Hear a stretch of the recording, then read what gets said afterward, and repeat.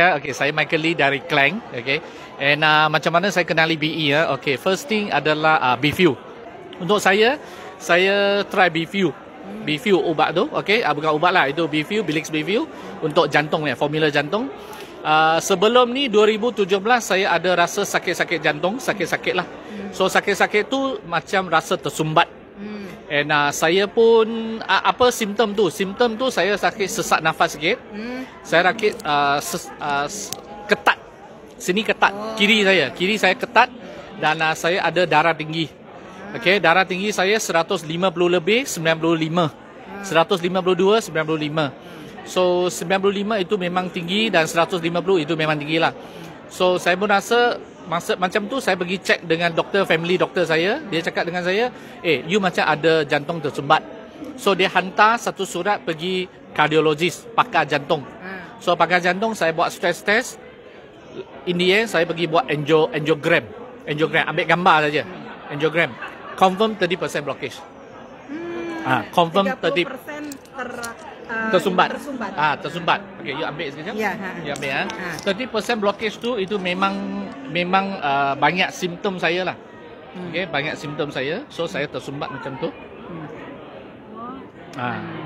Ini saya lah. So 30% blockage dia memang sini ada tulis. 30%. Ini ada 30% nampak. 30% blockage. Okey, 30% blockage. So saya punya jantung masa tu dia 150 lebih lah. 152 95. So ini menandakan saya ada hipertensi yang kuat tinggi. So masa tu doktor tu selepas angiogram, doktor tu cakap dengan saya, you perlu start ubat. Saya cakap tak mau makan ubat boleh.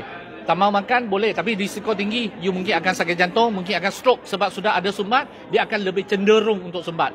So saya pun cakap, okey tak apa, saya cari produk yang untuk jantung. Pada masa itu saya terjumpa dengan BeFew.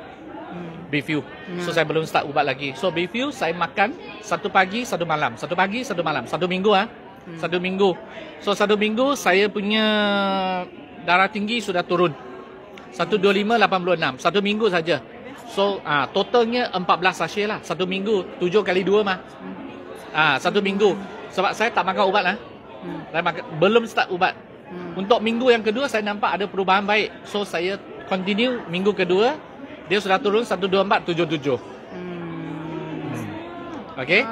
Ini gambar saya lah. Dan dulu saya memang seorang yang aktif. Saya dulu memang seorang yang aktif. Maraton semua. Saya pun boleh derma darah. Derma darah biasa orang yang darah tinggi tak ada. Darah tinggi tak boleh derma. Tapi masa tu saya sihat. Tapi ini saya ada blockage. So kita tak tahu apa yang akan berlaku. Tapi saya rasa jantung satu saja. You mesti mau jaga baik-baik. Mesti mau sayang jantung. Jantung tak boleh tukar. Boleh tukar beratus ribu, berjuta ringgit kita tak tahu. Tapi jantung cuma satu. Saya rasa ini you perlu jaga baik-baik. Jaga sebelum parah. Mencegah sebelum parah lah. Itu yang paling penting. Jangan jadi macam saya. Saya fikir saya ada buat sukan apa-apa, saya sangat healthy, saya sangat sehat. Tapi mana tahu 37 tahun sudah tersumbat. 37 years old. Berapa usia? Berapa usia? 44. 44. Okey. 44 lah macam tu lah. So saya rasa ini BeFew mesti mau try lah. Ini memang pakai full Olora lah. Ini memang bagi untuk baik lah peredaran darah kita.